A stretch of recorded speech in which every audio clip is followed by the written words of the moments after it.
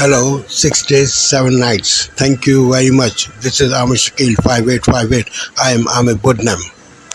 Following headlines have been reported by European, Asian, African, Australian channels and AP, AFP and Reuters news agencies. Now the headlines. October 7 attack on Israel. 1 year has gone. Remembering it and pro-Palestinian protests. Climate effect on Africa. Mpox in Congo. Child labor in Congo. American Music Awards. UK Prime Minister in news. Australian opposition against the Prime Minister. Elections in Kashmir. Elections in USA.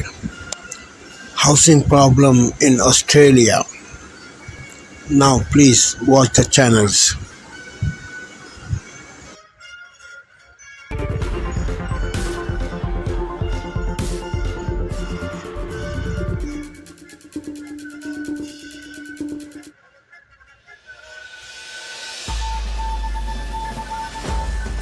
Today, the coalition condemns the Prime Minister for including calls for a ceasefire in an October the 7th motion in Parliament.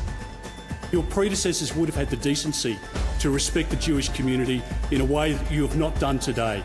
And for that, Prime Minister, you should stand condemned.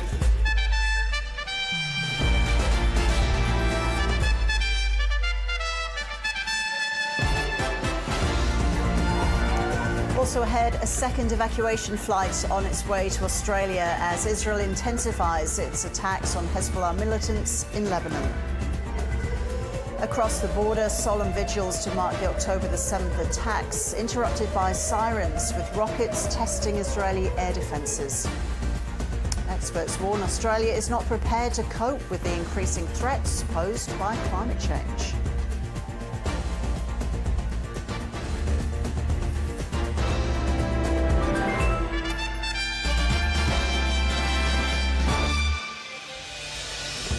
Hello and welcome to ABC News. I'm Ros Childs. The opposition leader Peter Dutton has declared the coalition will not support the government's motion on October the 7th. Let's bring in our chief digital political correspondent Jacob Agriba now with more. So Jacob, hi there. This has only just happened in the last 30 minutes or so. So can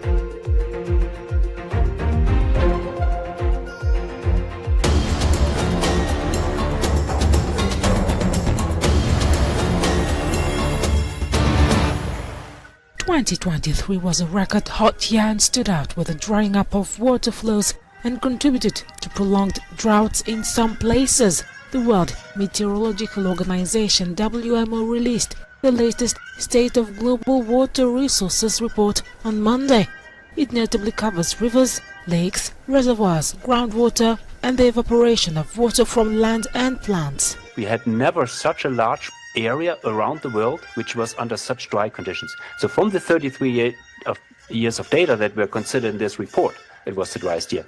If South America's renowned Amazon and Lake Titicaca faced widespread drought conditions, other places in Oceania, for instance, were flooded. The WMO's chief alerted on erratic hydrological cycles. Water is the basis of life in this planet, but it can also be a force of destruction. One of the key findings of this report is that water becomes increasingly unpredictable, what we call an erratic. Trees and communities take action in response. Thousands of Haitians have fled their homes, with a number nearing at least 6,300 in the aftermath of an attack in central Haiti by heavily armed gang members that killed at least 17 people. The attack in Port Sunday happened in the early hours of Thursday last week, and many left on foot in the middle of the night, taking only their children and other family members. They shot at us, and the gangs robbed the houses. They tried to murder everyone, and some people were shot in the head. Gang violence across Haiti has increased in recent years. Since that uptick, Thursday's attack is one of the biggest massacres. More than 700,000 people, more than half of whom are children, are now internally displaced across Haiti, according to the International Organization for Migration. On Friday, the Prime Minister, Gary Conille, visited St. Mark and vowed that the perpetrators will face the full force of the law in comments in St. Mark. Kenyan athlete Kipyegon Bet, who won a bronze medal in the 800 meters at the 2017 World Championships in London, has passed away at the age of 26 due to renal and hepatic failure, according to family. Bet first regained recognition as a champion at the Under-20 World Championships in 2016 in Poland and was viewed as one of Kenya's brightest middle-distance talents. However, his career took a downturn in 2018 when he was suspended for doping after testing positive for erythropoietin, a substance known to enhance athletic performance. Bet consistently denied using the drug. Despite substantial investments in anti-doping initiatives since 2016 Rio Olympics, Kenya has seen over 70 of its athletes banned in the last 3 years. Recently, the World Anti-Doping Agency expressed concerns to Kenya's Sports Ministry regarding major cuts to the operational budget of the Anti-Doping Agency of Kenya. In September, the U.S. Department of Labor added the Democratic Republic of Congo's cobalt to its list of goods that may be produced using forced or child labor. This action has prompted responses from both authorities and civil society in the country, the world's leading cobalt producer, as they worry that this decision could drive away investors. The Congolese authorities assert that they are making efforts to enhance the cobalt supply chain. In 2023, the Democratic Republic of Congo produced 170,000 tons of cobalt, maintaining its status as the global leader. However, concerns linger about how long this will last. In a statement released last week, the Congolese government spokesperson expressed disappointment that the U.S. decision overlooks the progress made and urged partners to increase their technical and financial support. The 50th anniversary of the American Music Awards brought together music's biggest stars for an unforgettable night filled with chart-topping hits and beloved classics. On Sunday, luminaries including Jennifer Hudson, Brad Paisley, Shaka Khan and Ney captivated the audience with show-stopping performances that had everyone on their feet. The milestone event kicked off with a dazzling performance by Gladys Knight, who at 80 years old wowed the crowd in a glittering black ensemble while singing her timeless hit Midnight Train to Georgia, which earned her a Grammy in 1973. Jennifer Hudson also took the center stage, delivering powerful tribute to Nina Simone with a rendition of I Love You, Poggy, which resonated deeply with the audience.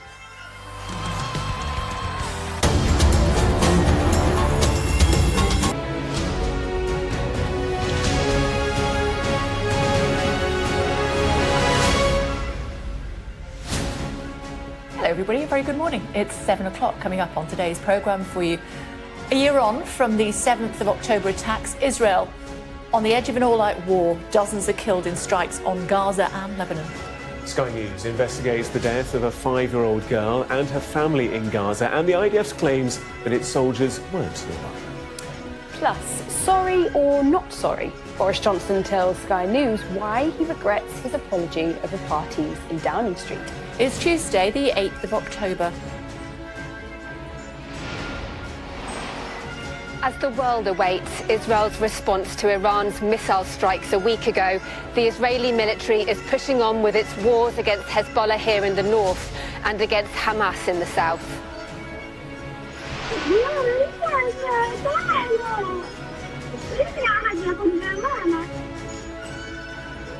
Sky News investigates the final heartbreaking moments of a 5-year-old girl in Gaza and hears her mother's call for justice.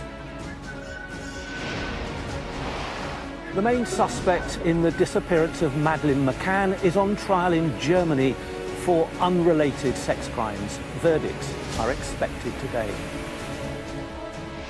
Also heard Florida orders its biggest evacuation in years as a Category 5 storm barrels towards the state.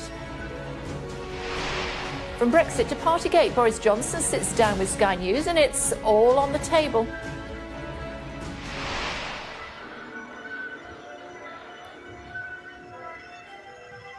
And may the props be with you. A helmet from Star Wars goes up for auction and could fetch as much as £500,000.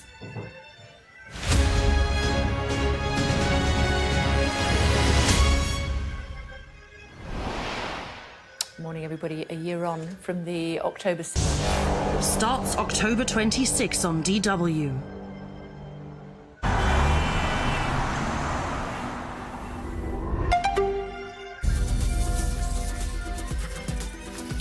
This is DW News coming to you live from Berlin. After a year of fighting, destruction and displacement, what is the future of Gaza? Strikes inside a central Gaza refugee camp leave at least 21 dead. The Israeli military says it was thwarting an imminent Hamas attack. The militants had earlier fired rockets into Israel. This in the wake of commemorations marking the October 7th Hamas-led terror attacks which sparked the war in Gaza. Thousands in Tel Aviv and across Israel remember those killed and abducted that day.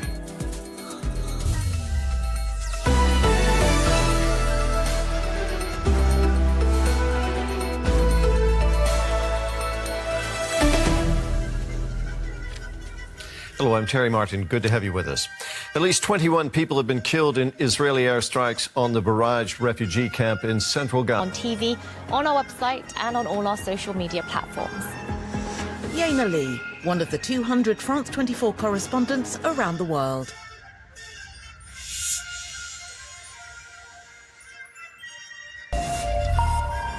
Hello and a very warm welcome to you. You're watching Daybreak with me, Eve Irvine. These are our top stories. 120 airstrikes in 1 hour. Israel intensifies its bombardment of Lebanon, telling people in the south to stay off the beaches and out of the sea. It also continues to batter Beirut, the skyline you can see there being hit overnight. The Israeli military says it's killed another of Hezbollah's top commanders.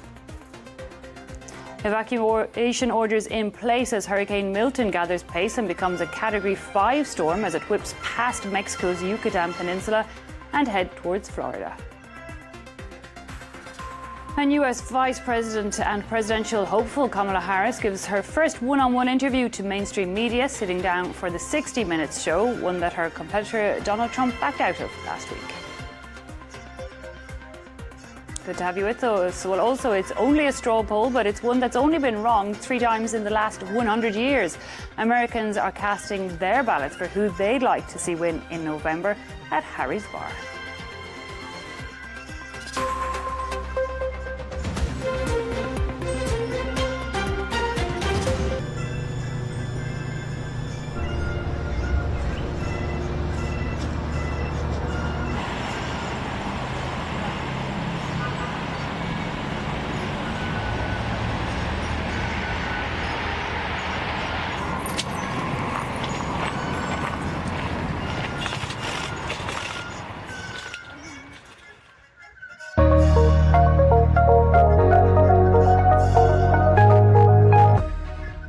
Police clashed with pro-Palestinian protesters in Amsterdam amid 7 October commemorations.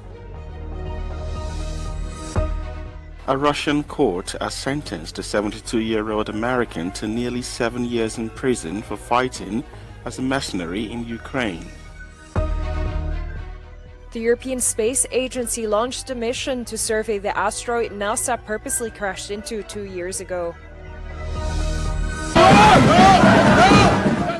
Police clashed with protesters in Amsterdam as they took to the streets in support of the Palestinians amid the anniversary of Israel's now year-long military campaign in Gaza. The clashes happened as the protesters approached an Israeli manifestation commemorating the...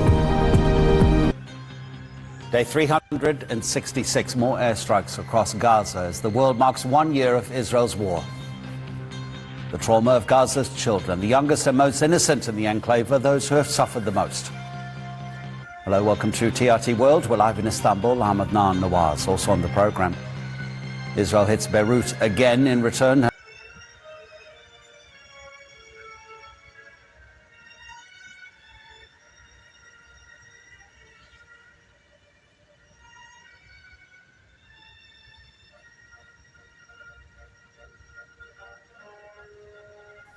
This is Asia Now. It's 2 p.m. in Singapore and Hong Kong, 11:30 in New Delhi and 1 o'clock in Jakarta. I'm Paul Singh. At this hour, Thailand's leader stresses that ASEAN must play a key role in ending the civil crisis in Myanmar as Southeast Asian foreign ministers gather in Laos to lay the groundwork for the summit. The Israeli military says a strike on Beirut has eliminated Hezbollah's headquarters commander as both sides intensify cross-border attacks. Vote counting is underway in Indian-administered Jammu and Kashmir as the region gears up for a new government.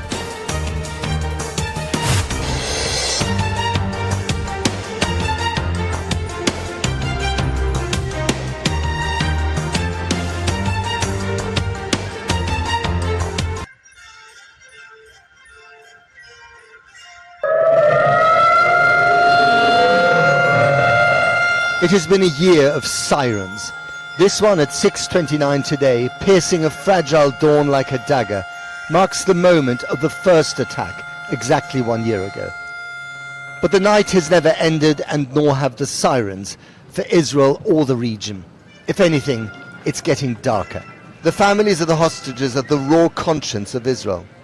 Here they march on the beleaguered home of a besieged prime minister. It is almost biblical in its aching simplicity. Bring our people back.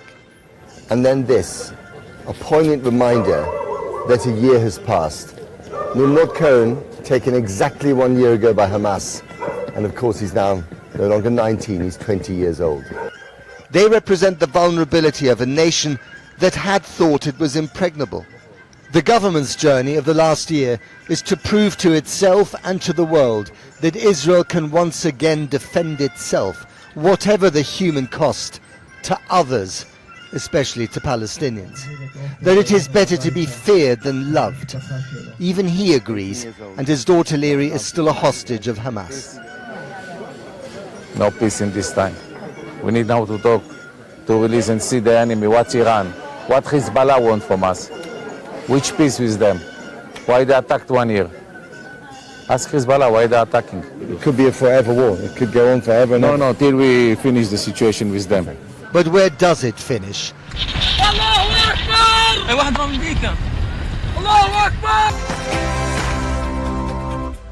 Good morning. Is the number 10 problem bigger than Sue Gray? That's the question. Officials warn her departure won't resolve the issues at number 10, but will they? Well, Whitehall sources are claiming it's a desperate attempt from Starmer to reboot his government after months of scandal. Elsewhere, the Conservative leadership race prepares to whittle 4 candidates to 3. In the US, Kamala Harris is taken to task on immigration failings, America's influence over Israel, and the cost of living crisis during a new interview overnight. Was it a mistake to loosen the immigration policies as much as you did? It's a long-standing problem, and solutions are at hand. And from day one, literally, we have been offering solutions. In a GB News exclusive, white officers hesitate when dealing with ethnic minorities over fears they could be investigated on the grounds of racism. That's according to the Metropolitan Police Federation. Reports of bombshell messages from Philip Schofield to Holly Willoughby are revealed amid the ongoing feud between the pair. A new report finds more than 20% of job candidates over the age of 50 fail to disclose their age on CVs. We're asking, should you be allowed to hide your age? And in sport, both Man City and the Premier League claim that they've won their ATP legal battle, but still the 115 charges loom. England got a tough day ahead of them, fielding in 40-degree Pakistan. The second day of the first test just got underway. Pakistan currently 361 for 4, and football has lost another Dutch master. Hello, good morning. Well, it's an unsettled day ahead with some showers and some longer spells of rain, but there will be some sunshine on the cards. So to find out where, stay tuned for all the details. A very good morning to you. Tuesday morning, I'm Eamon Holmes. I'm Isabel Webster, and you're tuned to the GB News Breakfast. Thank you for sparing your precious time. This is Amir Shakil. Have a good life. Bye-bye.